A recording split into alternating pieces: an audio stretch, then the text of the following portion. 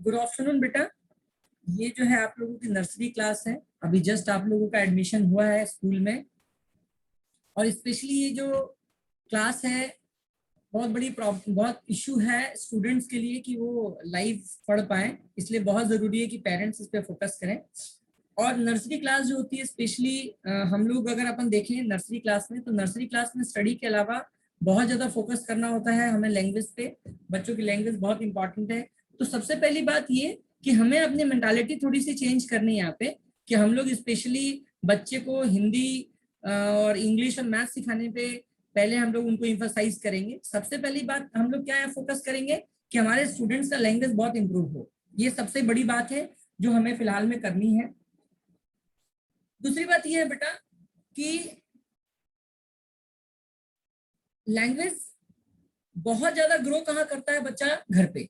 Even अगर आप लोग किसी से बात करते हैं तो आप लोगों को कैसे बात करना है, क्या सही शब्द होना चाहिए, आपको कैसे बात की, बड़े से कैसे बात करना चाहिए, अपने छोटों से कैसे बात करना चाहिए, इन पे बहुत ज्यादा फोकस करने की जरूरत है। और ये सारी चीजें हम इस ऑनलाइन क्लास के थ्रू आपको टीच करेंगे, ठीक है ना। चलिए ये बात हो गई। इसके अलावा हमें बहुत सारे न्यू न्यू वर्ड्स भी सीखने हैं इस क्लासेस में। तो हम लोगों ने ये जो फर्स्ट वाला लेक्चर है हमारा, ये जस्ट डेमोन्स्ट्रेशन लेक्चर है, और स्पेशली ये लेक्चर हम लोग पेरेंट्स के लिए बना रहे हैं ताकि नर्सरी क्लास के पेरेंट्स इस चीज को बहुत अच्छे से समझ पाए कि हमारा जो वे ऑफ वर्किंग है वो क्या होगा। क्योंकि फिलहाल हम लोग बच्चों से काफी दूर हैं, और दूर रह के बहुत ज्यादा बच्चों को एक्सेस नहीं किया जा सकता है। हम लोग बच्चों को बहुत ज्यादा बच्चों पे इफेक्ट नहीं डाल सकते हैं। तो हम लोग आपकी हेल्प से ही बच्चों पे इफेक्ट डालने की पूरी कोशिश करेंगे। नर्सरी क्लास हम सब के लिए बहुत इंपॉर्टेंट क्लास है। यहीं पे बच्चा ग्रिप करता है सब्जेक्ट से, लैंग्वेज से, पर्सनालिटी से, एटीट्यूड से। मतलब एक तरह से ग्रिप क्लास होती है। अगर नर्सरी में हमारे बच्चे का ग्रोथ अच्छा है तो नेचुरली वो केजी फर्स्ट केजी सेकंड में अच्छा परफॉर्म करता है, और फर्दर क्लासेस में अच्छा ही होता है वो। तो नर्सरी क्लास को हम इग्नोर नहीं कर सकते, ये बहुत इंपॉर्टेंट क्लास होती है। मैंने आज जस्ट एक इंट्रोडक्शन लेक्चर के फॉर्म में आप लोगों को कुछ एक्सप्लेनेशन करने जा रहा हूँ, जिसकी हेल्प से आपको क्या मिलेगा, आपको नर्सरी का एक स्लाइड सिलेबस समझ में आ जाएगा कि नर्सरी का हमारा पास एक स्मॉल सिलेबस क्या है और किस पाथ से हमको ट्रेवल करना है, ठीक है ना। तो चलिए हम लोग जो है एक स्मॉल सिलेबस हम लोग देखते हैं।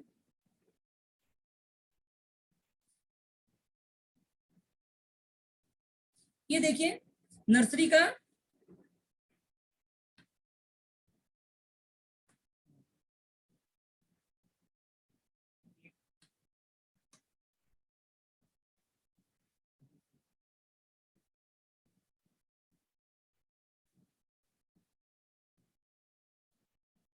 नर्सरी का एक सिलेबस है। नर्सरी का जो सिलेबस है ये दो पार्ट में पढ़ाया जाता है, पार्ट 1 एंड पार्ट 2। पार्ट 1 जो है ये पर्सनल इंप्रूवमेंट है बेटा, और पार्ट 2 जो है ये सब्जेक्टिव इंप्रूवमेंट होता है। पर्सनल इंप्रूवमेंट क्या होता है? पर्सनल इंप्रूवमेंट मीन्स हम अपनी लैंग्वेज को इंप्रूव करें, हम अपनी पर्सनैलिटी को इंप्रूव करें। This is called as personal improvement. And what about subjective improvement? It deals with the subjects like Hindi, English and maths. So parents को ये फर्स्ट थिंग बहुत क्लियर हो जाना चाहिए कि what is the bifurcation of syllabus of nursery. So there are two category in the there is two category. There are two category in which we have to study. The first one refer to the personal improvement and the second one refers to the subjective improvement. अब personal improvement में अगर मैं आपसे कहूं कि what is the syllabus, so there is no any limit of syllabus. This is vast. Personal improvement का syllabus vast होता है। हमारे पास कोई लिमिट नहीं है कि हम अपने स्टूडेंट्स को ये सिखाएं, ये नहीं सिखाएं, वो सिखाएं, वो नहीं सिखाएं, ये सिलेबस में है, ये नहीं है, ऐसा कुछ नहीं है। फिलहाल हम लोग एक वे आपको देना जरूर चाहेंगे कि किस वे से हम पर्सनल इंप्रूवमेंट को ट्रस्ट कर सकते हैं, ठीक है। देखिए हम लोग देखते हैं। अब पर्सनल इंप्रूवमेंट में दो चीजें आ रही हैं।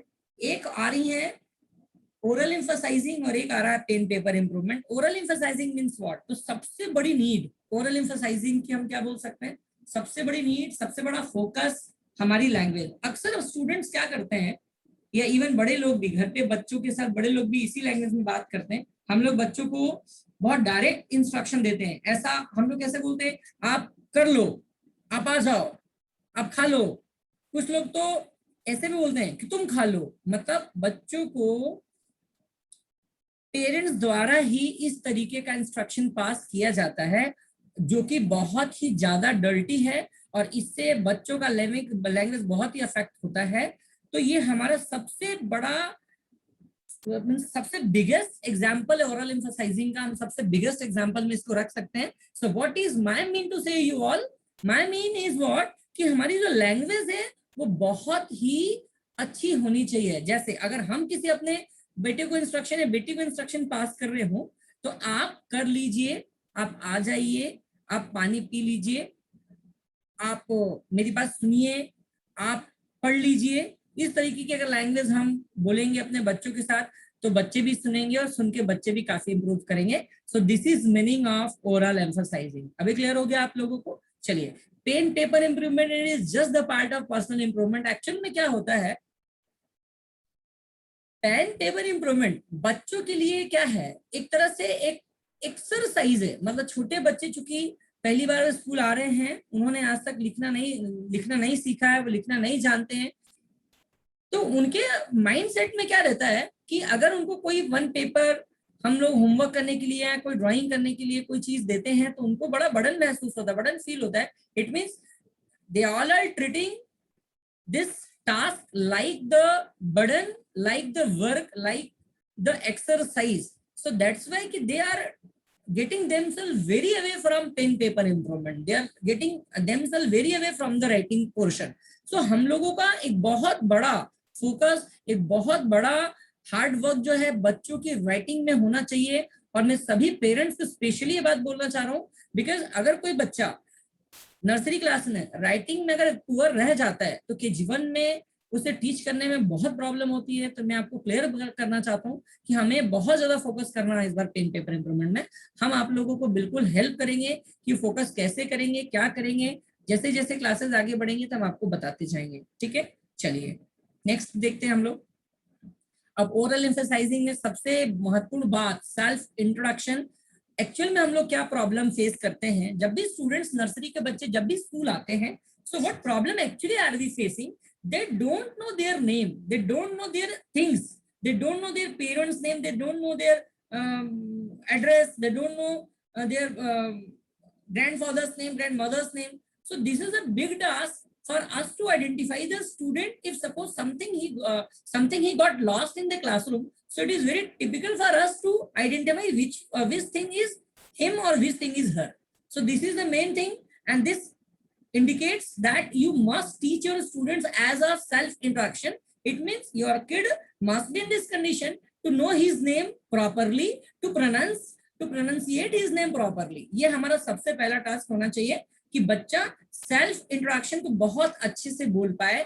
अपना नाम, उसका नाम क्या है, उसके फादर का नेम क्या है, उसकी मदर का क्या नेम है, बहुत अच्छे से बोल पाए, अपने आप को पूरी तरह से किसी के सामने एक्सप्रेस कर पाए। This is meaning of self introduction.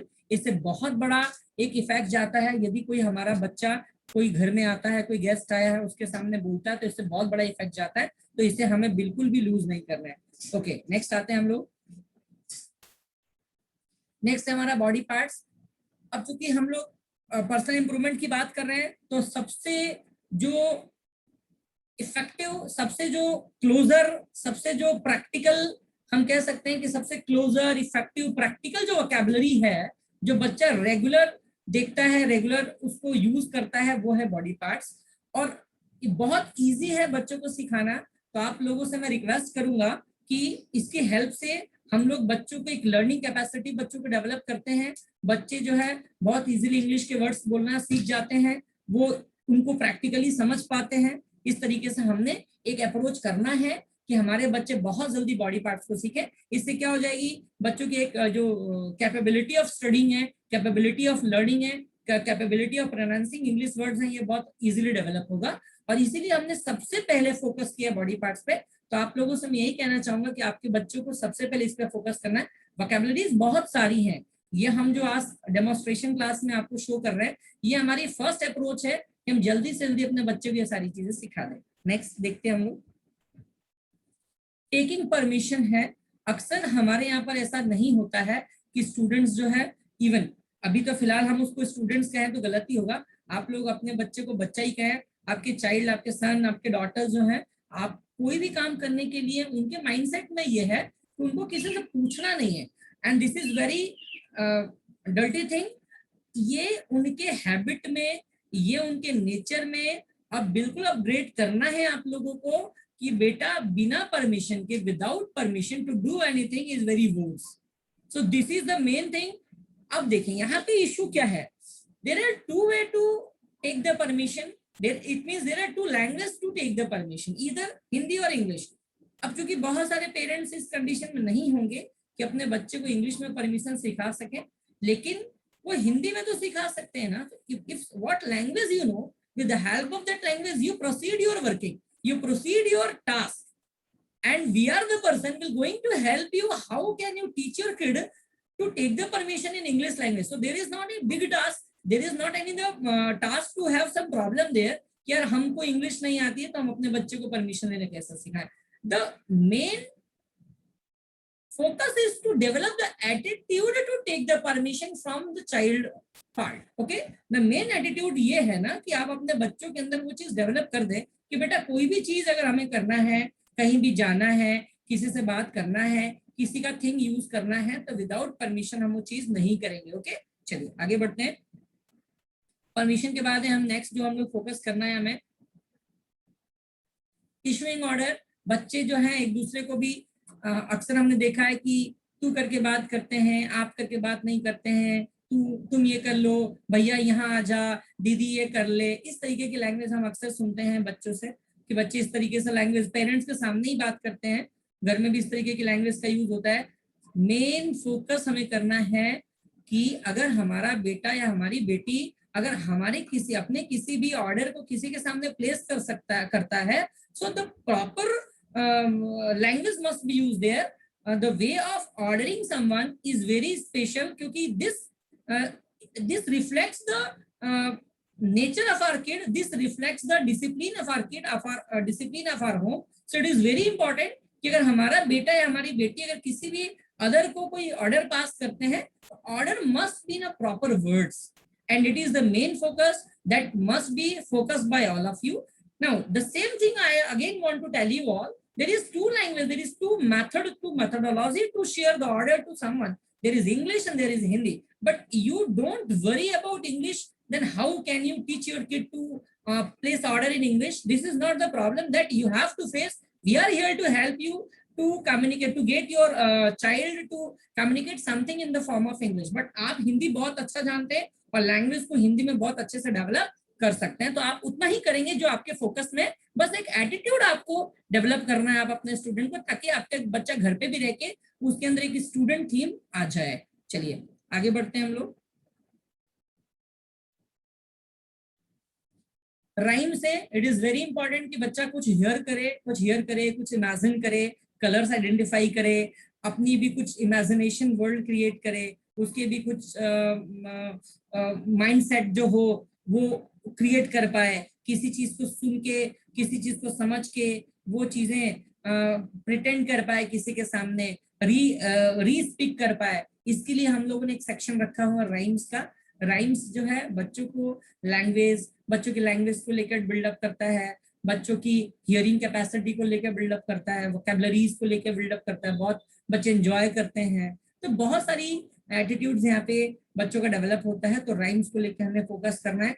आप भी अगर कर सकते हैं, क्योंकि हम लोग राइम्स के थ्रू काफी वर्क करेंगे, अगर आपके पास भी कुछ हिंदी राइम्स हो या इंग्लिश राइम्स हो तो you can continue with the rhymes, ये इससे बच्चा काफी इंप्रूव होगा। नेक्स्ट देखते हैं हम लोग देखिए सारी चीजों में हम आपकी हेल्प करने वाले हैं, there is no any problem. आज का इंट्रोडक्शन जो लेक्चर है सिर्फ इसीलिए कि हम लोगों का वे ऑफ टास्क क्या होगा, ओके। और इसी वे ऑफ टास्क में आप आज से मतलब बिल्कुल स्टॉप मत होइए, आज से आप लोग प्रोसीड कर लीजिए खुद को। नेक्स्ट हम लोग देख रहे हैं indoor games. It's very important, क्योंकि अभी कोविड टाइम है, हम लोग बच्चों को अलाउ नहीं कर सकते, we can't allow kids to go out, so there is very important to have some exercise for your good health, and it is for the good health it is important to have some games that may be indoor or they may be outdoor। तो indoor games बहुत सारे होते हैं, हम लोग बहुत सारे indoor games instructed करेंगे यहाँ से कि भैया आप इस तरीके के इंडोर गेम खेल सकते हैं, इसमें इस तरीके के वर्ड्स यूज होंगे, इस तरीके के फॉर्मेट्स यूज होंगी, क्योंकि गेम्स खेलने से बच्चों के बीच में एक रिलेशन डेवलप होता है। हालांकि हम स्टूडेंट्स को, चूंकि अभी सोशल डिस्टेंसिंग की वजह से स्टूडेंट्स को दूसरे स्टूडेंट्स के कांटेक्ट में नहीं ले जा सकते, but I am requesting to the parents कि आप प्लीज थोड़ा सा समय दीजिए, आप अपने बच्चों के साथ गेम्स खेलने के लिए बहुत सारी गेम्स हम बताएंगे आपको, जिस गेम्स के थ्रू बच्चों की लैंग्वेज, बच्चों की वोकैबुलरी आपको इंप्रूव करनी है, बच्चों की हेल्थ भी आपको इंप्रूव करना है। चलिए नेक्स्ट देखते हैं हम लोग। डोमेस्टिक आर्टिकल्स देखिए, अब यहाँ पे फिर वोकैबुलरी की बात हो रही है। घर में बहुत सारे आइटम्स होते हैं, बच्चा अक्सर उन आइटम्स को हिंदी में बोलता है, उनके वर्ड्स नहीं जानता है, वो चीजें गलत बोलता है, बट वी नेवर फोकस। अगर कोई पेरेंट्स फोकस करते हैं तो मच बेटर है, आपको फोकस करना चाहिए, और अगर आप नहीं कर रहे हैं फोकस तो प्लीज आप फोकस कीजिए। ओके, आप लोग मतलब किसी को लिमिट नहीं है, किसी के घर में कुछ भी हो सकता है, ये इट्स योर ड्यूटी कि आप अपने स्टूडेंट्स को बताएं कि इसको हम क्या बोलते हैं, इसको हम क्या बोलते हैं, इसको हम क्या जानते हैं। ओके, चलिए नेक्स्ट देखते हैं हम लोग।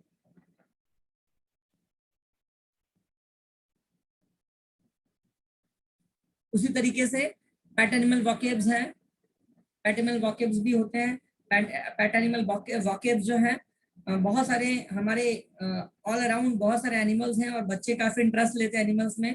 बहुत सारे एनिमल्स बच्चों को मतलब बच्चे बहुत सारे एनिमल्स को लाइक करते हैं, so it is a interest part of the student to collect their focus, and with the help of this we can teach all of them with many of the vocabularies. So this is a good approach, आपको इस पे भी pay attention करना है। We will help you in many of the manners। अगर आप अपने बिहार पे कुछ करा सकते हैं तो आप कराइए, स्टार्ट कर दीजिए। मतलब आप लोग अब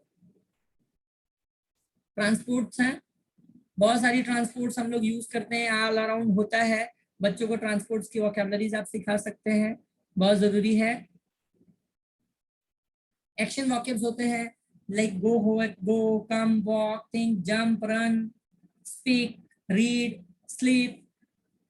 बहुत सारे ऐसे एक्शन वोकैब्स हैं जो हम डे टू डे लाइफ में करते हैं, बट स्टूडेंट्स को पता नहीं होता है। तो आप जिस भी वे में अगर आप कर सकते हैं तो आप प्लीज फोकस कीजिए, और अगर आप नहीं कर सकते हैं तो हम लोग कराएंगे एक्शन वोकैब्स। उस वे में आप लोगों को अपने स्टूडेंट्स को कराना है कि एक्शन वोकैब आप कैसे उनको प्रैक्टिस में ला सकते हैं, इससे उनकी इंग्लिश इंप्रूव होगी। लास्ट स्टार्टिंग में हम लोगों ने पेपर इंप्रूवमेंट देखा था। पेन पेपर इंप्रूवमेंट का जो फॉर्मेट है यहाँ पे लिखा हुआ है, moving hand by colouring, slate pen practice, writing on alphabets and hand writing. These are the 4 steps how can we improve our students writing practice. सबसे पहले कलर एक्टिविटी हमें करना होता है, उसके बाद से पेन पेपर प्रैक्टिस होता है, स्लेट पेन प्रैक्टिस कराएंगे हम लोग, अल्फाबेट्स की राइटिंग होगी, फिर फ्री हैंड राइटिंग कराएंगे। आप इसको लेकर भी परेशान ना हो, हम लेटर इसमें काफी ज्यादा एक्सपोजर डालेंगे, और जिससे आपको काफी ज्यादा हेल्प मिलेगी, आपके पास काफी अच्छा गाइडेंस होगा। तो मुझे लगता है कि आई थिंक हम लोगों ने आज का सिलेबस बहुत अच्छे से समझ लिया है, पढ़ लिया है, और आप लोगों को बहुत अच्छे से सारी चीजें समझ में आ गई होंगी। ये आज एक तरह से इंट्रोडक्शन लेक्चर है आपको अपग्रेड करने के लिए कि आपका अप्रोच क्या होना चाहिए, आप किस तरीके से आप यहाँ पे अपने स्टूडेंट्स को फोकस करेंगे। अब नेक्स्ट क्लास में हम आपको इन्हीं चीजों को लेके स्टार्टअप में आएंगे, और आप लोगों को एक हेल्प देंगे, और साथ में एक सिलेबस के साथ भी हम आपके साथ वर्किंग करेंगे, ताकि अपने बच्चों को हम काफी, आप और हम दोनों लोग मिलकर बच्चों को काफी इम्प्रूव कर सकें।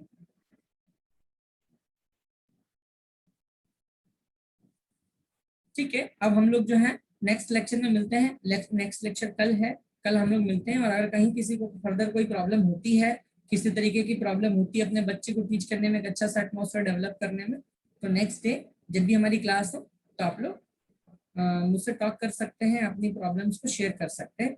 ठीक है, ओके।